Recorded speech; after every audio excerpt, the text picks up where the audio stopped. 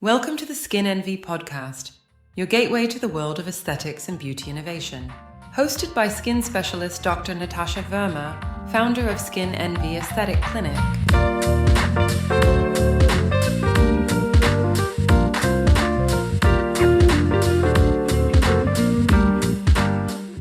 Hi everyone, how are you?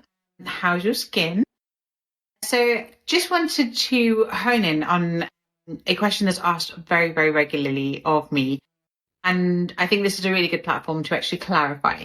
So do fillers have a place in aesthetic skin rejuvenation treatments? Yes.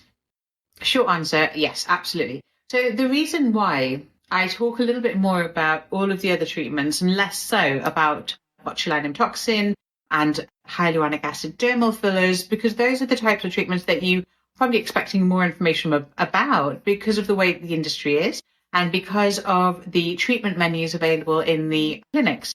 I do implement these treatments. I do it in a slightly different manner. The main focus of my mission is to improve your skin health in a more natural, in a more conservative manner. And in the process of which you are able to achieve natural and longer lasting results because your body is actually more involved with the process of the rejuvenation, therefore producing more skin cells or stimulating the hair cells, etc. So with regards to fillers and botulinum toxin, so more known as the anti-wrinkle treatment options, they absolutely have a place within skin rejuvenation. They absolutely have a place within the aesthetic industry. With regards to a lot of skin rejuvenation treatments, you are not going to see immediate results. That's not the plan. That's not the objective. It's for you to see longer and more natural results. So it's going to take some time for your body to actually kickstart the process. And therefore, it's going to take some time before you start to see these results, or the results become visibly more noticeable to you. With regards to filler, you are going to see more immediate results. So I particularly like the role of these agents in areas where we have lost volume. So particularly as we age, it's going to happen. As we age, everything starts to resorb. So everything starts to shrink in size, and that includes our bone. So our facial structure, our skull, everything starts to get a lot smaller, and therefore the prominent features, your cheekbone, your jaw, your chin, everything starts to resorb in size. So you start to see this very central droop of your skin because there's less support from the bony structures.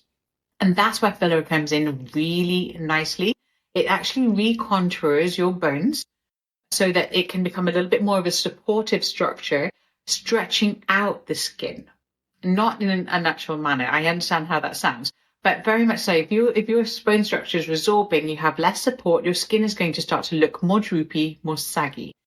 And so by re-establishing those bony contours, you can use filler to actually structure them along the bone. So again, it can look very, very natural.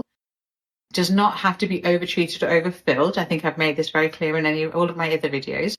But you can use that to very subtly re-establish those bony contours, to restructure and support all of your skin tissues. Therefore, we don't have as much of that dragging or the drooping and saggy outlook. That's where fillers come in really, really nicely. The other area that I'm a big fan of with regards to fillers is actually under the eyes. So I talk about a lot of alternative treatment options because it's a very daunting process to have some injectable treatment in and around the eye area. And fillers don't exactly have the best media exposure with regards to this particular treatment. So a lot of patients are not so keen to have fillers at all. That is the reason why we have invested time and effort in learning and establishing ourselves within other treatments that are available around the eyes. So I talk a lot about peels, microneedling, polynucleotides, but fillers are the only agents that will actually restore volume in that area in a more immediate manner. So if you have, as we age, we lose the fat pads around the eyes, they drop. So you end up having a little bit of a shelf between your lower eyelid and your cheekbone. And the only way is actually injecting the volume into that area to replace the lost fat pad. Everything else that we talked about will bring about some sort of improvement with regards to volume, but not enough for some of the patients. So for everyone with tear trough defects or dark circles, it's really important that you're actually assessed correctly as to what the causative factor actually is, and then to be advised according to that as to what treatment is going to be the best option for you. So fillers absolutely have a place. Now, botulinum toxin, that's another thing altogether, 100% has a place. So I am a big fan of botulinum toxin. I am not a fan of the frozen look. However, by reducing the activity of some muscles, you can actually prolong the results of some of your more natural rejuvenation. So it actually works really nicely as a complementary technique to relax the muscles. So everything that you are doing in terms of rejuvenation, whether that's treatments, whether that's home care, your botulinum toxin, a brand name is also Botox, in case you aren't aware about the component within that agent. You can actually relax the muscles so that the aging process, the wrinkle effect, is all very much delayed, and therefore the results of your rejuvenation treatments and home care are prolonged. So you see the results for a lot longer. I absolutely am not anti-filler. I'm not anti-toxins. With regards to these injectable treatments, I've received some very funny DMs whereby they said, how on earth can you be anti-filler? I love it. I'm not anti-filler at all. So fillers are really good for patients that are aging, that are looking to regain that youthful appearance. The one that I have completely forgotten about is lip fillers. As we age, our lips do become thinner.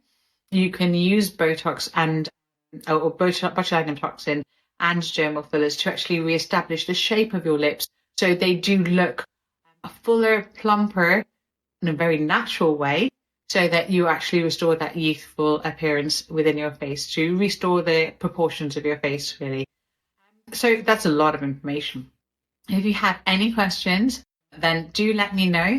As always, it's really important to book with a professional who is willing to listen to your concerns and your expectations, and to create a bespoke plan for you specifically.